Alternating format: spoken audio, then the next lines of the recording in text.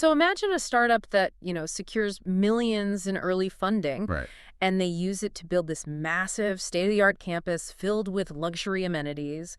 But then virtually overnight, the whole thing just goes entirely bankrupt. Like a total crash. Exactly. The funding completely dries up, all the employees scatter, and this multi-million-dollar campus is it's abandoned to the elements. Just left to rot. Yeah.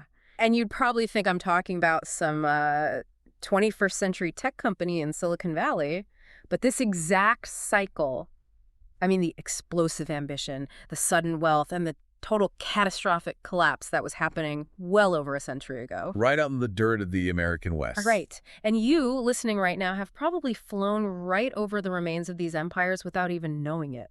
It is, it's just a remarkable parallel when you really look at it, because when we study the 19th and early 20th centuries, we are looking at this era of just hyper-expansion. Oh, absolutely. Pioneers were crossing these blistering deserts and the Great Plains to build new lives on land that, Native American tribes had inhabited for thousands of years. Yeah, a massive, massive shift. But the venture capital of that era, it wasn't server space or software. It was cattle, it was farmland, and the ultimate driver of human frenzy, gold, silver, and copper. And that is exactly what we are taking a deep dive into today. We're exploring the hidden history of American expansion, specifically through the lens of 4 forgotten frontier towns. Right. Our mission here is to understand the intense boom and bust cycles that really define these settlements.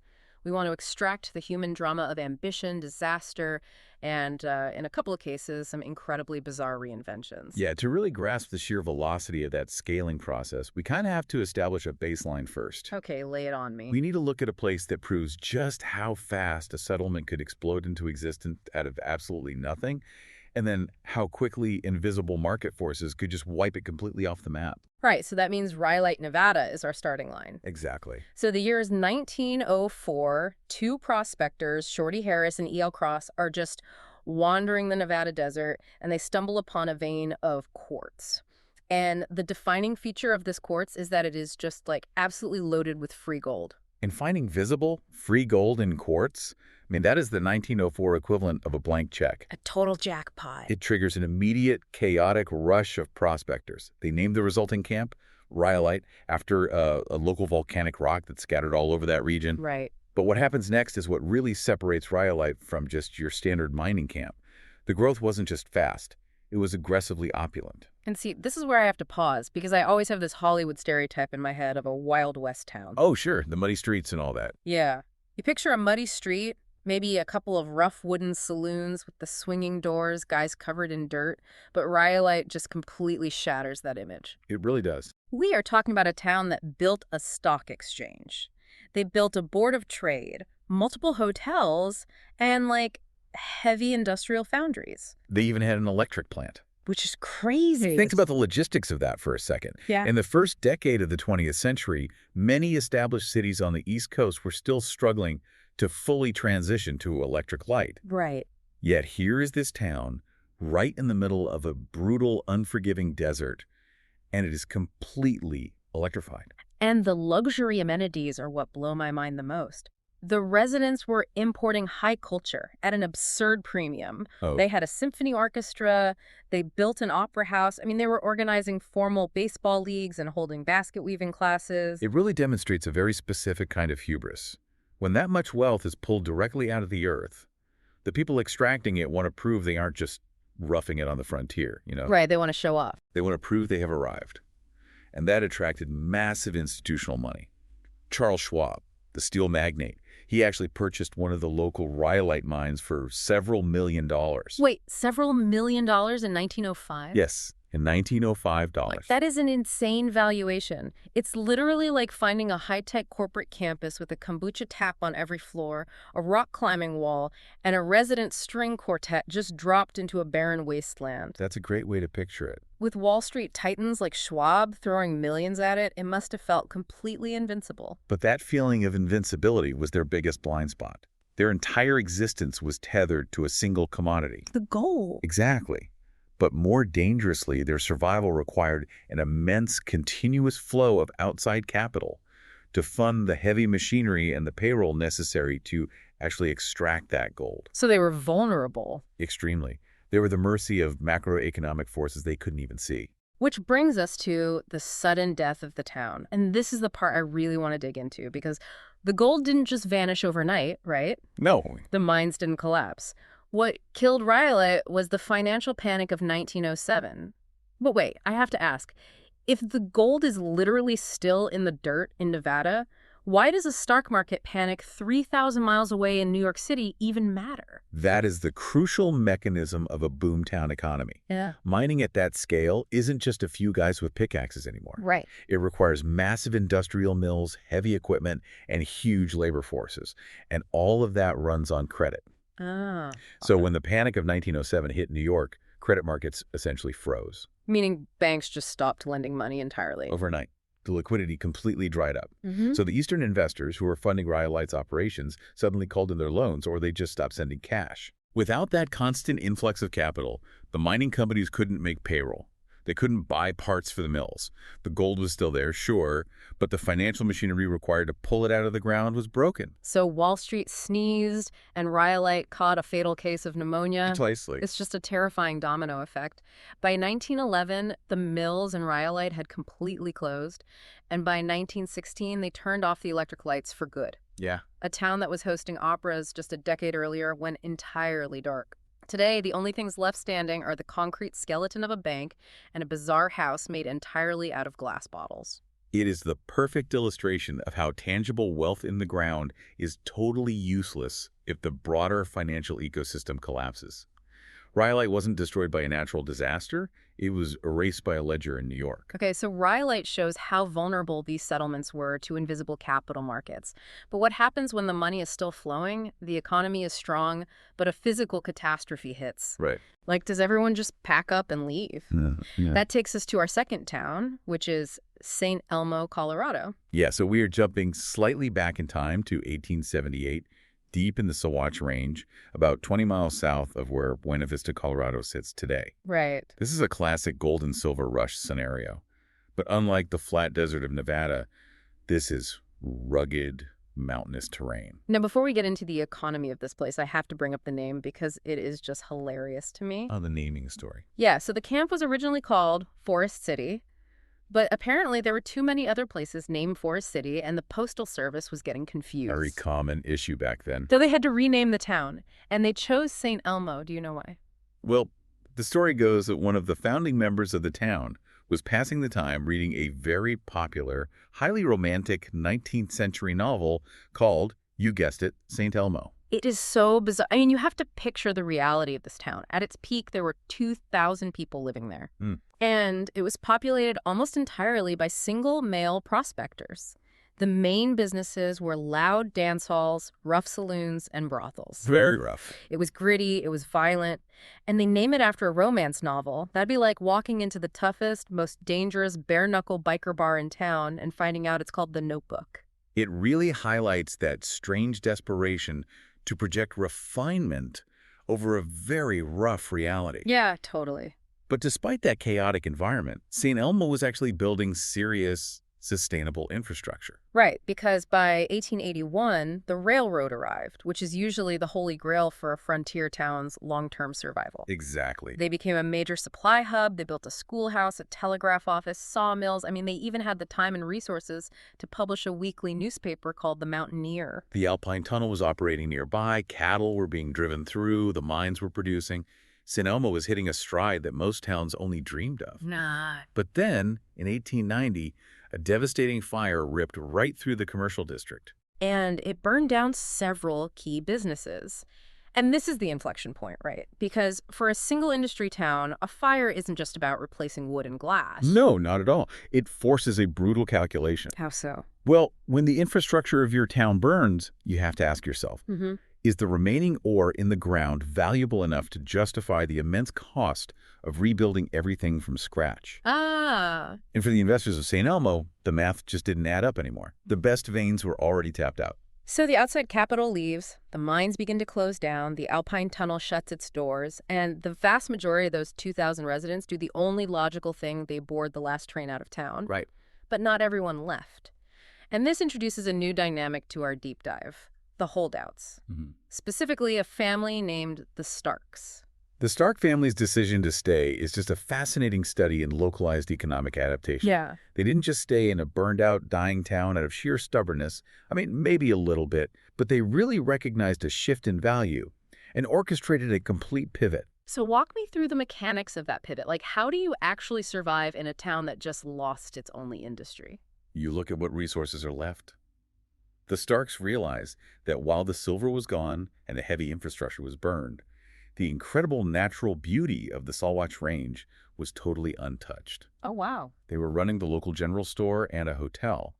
So instead of trying to cater to non-existent miners, they started actively renting out their cabins to tourists and summer vacationers. That is brilliant. They essentially transitioned St. Elmo from an extraction economy into an experience economy decades before anyone was even using terms like that. Precisely. They stopped selling pickaxes and started selling the scenery. Exactly. And because of that foresight, the Stark family managed to sustain themselves there for decades. Yeah. They froze the town in time. And their strategy actually worked in the long run. Today, St. Elmo is technically a ghost town, but it was never erased like Rhyolite. It's incredibly well preserved. Very much so. Some of the buildings were eventually taken over by the Buena Vista Heritage Museum. Oh, and in the early 2000s, it gained a massive reputation among paranormal investigators for being haunted. Which is the ultimate irony, if you think about it. The Stark family pioneered tourism in St. Elmo, and a century later, the town is still drawing tourists in just a different demographic, looking for a different kind of experience. It's the ultimate long-tail business strategy. So St. Elmo survived by becoming a preserved museum piece. But I want to head south to Texas now because our third town offers a survival model that is completely unhinged by comparison. It really is. I mean, total cultural reinvention. We are looking at Terlingua, Texas. Terlingua brings a much darker, heavier industrial reality to this discussion. In the mid-1880s, prospectors rushed to this area of Texas near the Mexican border. Okay. They weren't looking for gold. They were mining quicksilver, which we know today is mercury. And mercury is incredibly toxic to handle. Highly toxic. But at the time, it was absolutely vital for various manufacturing and industrial processes, including munitions. Interesting. The settlement actually started as a small Mexican village situated along Terlingua Creek, and it kind of grew alongside the Marfa and Mariposa mining camps. Right. It started with a small workforce of about 300 laborers in 1902, but by 1905, the population swelled to over 1,000. Yeah, it boomed. They had a hotel, a school, and they even secured public telephone service, which was a massive logistical achievement for that remote area. But eventually, the demand for quicksilver plummeted. And as the economy declined, the social realities of the town became even more stark. It's really important we don't romanticize the frontier as some egalitarian blank slate, you know. Absolutely. Even as Terlingua was dying, strict segregation was enforced among the population. The town directly mirrored the deepest structural inequalities of the country at that time. It was a divided, struggling industrial camp. That is a vital piece of context. I mean, we're simply looking at the sources here, and it's clear these weren't utopias. They were hard, often unjust places to live. So after World War II, the quicksilver industry essentially collapsed. The town emptied out. The local post office even packed up and moved to a different mining camp nearby, though they did keep the Terlingua name. Right.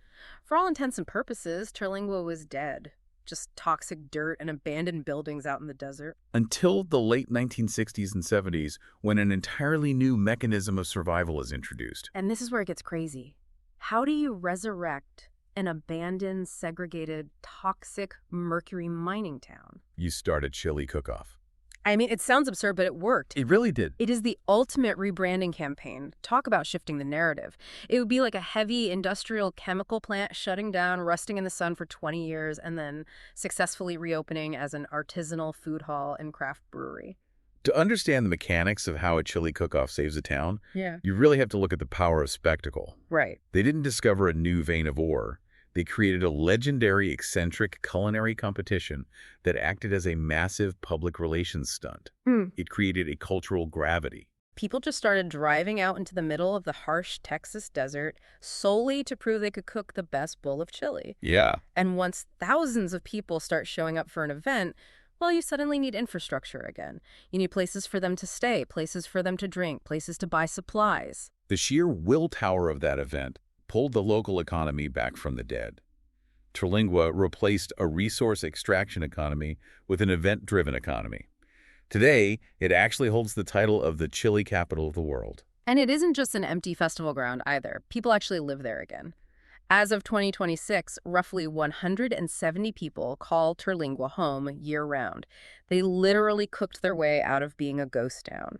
It proves that a community's survival isn't strictly dictated by what is buried in the ground beneath it. That's a great point. It can be sustained simply by the shared desire of people deciding to gather in one place, even if the initial reason is just a bowl of chili. Which sets up a perfect contrast for our fourth and final town. Because Terlingua survived by using an event to draw thousands of people in from the outside world, right? Right. But Staheken, Washington survived by doing the exact opposite. It survived by keeping the outside world entirely locked out. Staheken is located deep in the North Cascades of Washington state, and the name itself actually gives us the earliest historical context. Oh, yeah. It's derived from the Salisha Native American culture, and it translates to the way through. Right, because long before white settlers arrived, local indigenous tribes utilized this very specific geographic corridor as a vital route to cross the treacherous mountain passes. Exactly. So it was historically a transit hub. It was a place you moved through to get somewhere else. Exactly. But in the 1880s, the inevitable wave of gold prospectors arrived, looking to strike it rich in the mountains. They built a settlement, hoping to build, the next rhyolite. But the gold eventually ran out. It did. But instead of packing up and leaving, or, starting a chili cook-off, the settlers in Staheken just pivoted to farming, and they did it in total isolation. And that isolation is the defining characteristic of Staheken. There were no roads leading into the town back in the 19th century, and there are absolutely no roads leading into it today. Wait, I have to push back on the mechanics of this because it honestly sounds impossible. It does sound pretty wild. You are telling me that in 2026, there is a town of about 95 permanent residents, and you literally cannot drive a car to it. How does a community survive like that? How do they get groceries or medical care or building supplies? It requires an intense level of self-sufficiency and a total reliance on alternative transit. Access to Staheken is strictly by boat up Lake Chelan, by float plane, or by hiking in on foot. Wow. So if you need a refrigerator, it comes on a boat. Yeah. If you need a doctor, you are getting on a boat or a plane. They are completely off the mainstream power grid, too. They still use a historic one-room schoolhouse for the local kids. And honestly, I really question the label of ghost town when it comes to Staheken. How so? Well, Rhyolite is a ghost town. It died. Staheken never died. It just stabilized at a very specific, intentionally small level. That's very true. If Rhyolite was a rocket ship that exploded in midair because Wall Street cut the fuel line, Staheken is like a glider that caught a thermal draft and just settled into a permanent, peaceful holding pattern. That is a brilliant way to frame it. Staheken is an exercise in intentional limitation. They aren't trying to scale up. Yeah. They aren't trying to attract venture capital or build massive hotels. They have preserved a bubble against the extreme hyperconnectivity of the modern world. The irony of its history is amazing to me, too. A location that was literally defined by Native Americans for its utility as a transient passage, literally named the way through, ultimately became a permanent, immovable fortress for 95 people who absolutely refused to leave. Yep. It went from being a place you pass through to being a place you hide within. It fundamentally challenges our modern assumption that growth is the only metric of success. Sometimes, survival is just about finding a quiet corner of the map, realizing you have enough, and shutting the door behind you. Which really brings this entire journey into focus. We have looked at 4 drastically different trajectories of American expansion, and each one reveals a different mechanism of survival or failure. We started with Rhyolite, a town that built an opera house in the desert, only to learn that physical gold cannot save you if the distant financial markets decide to turn off the tap. Then we explored St. Elmo, which watched its primary industry physically burn to the ground, but survived because one family had the foresight to realize tourists would pay just to look at the mountains. And we saw Terlingua, a town burdened by toxic mercury and deep social segregation, which managed to resurrect itself from the dead through the sheer cultural gravity of a chili cook-off. And finally, Staheken, a community sustained not by a boom of wealth or a massive influx of tourists, but by a deliberate, roadless isolation.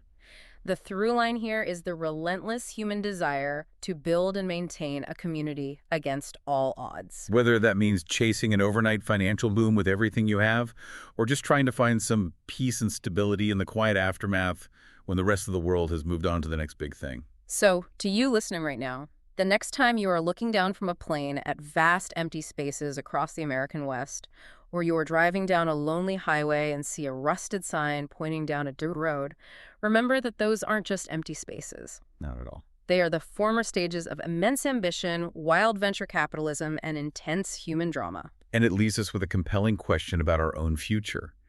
As our modern industries shift, as remote work decentralizes our massive tech hubs, and single industry factory towns face obsolescence, what will the ghost towns of the 21st century look like? That's a great question. When the metaphorical gold runs out in our digital era, will our communities find their own version of a chili cook-off to survive? Or will the servers simply power down forever? It really makes you wonder if our gleaming tech campuses today are just the rhyolites of tomorrow, waiting for the lights to dim. Thanks for taking this deep dive with us. Keep questioning the map, and we'll see you next time.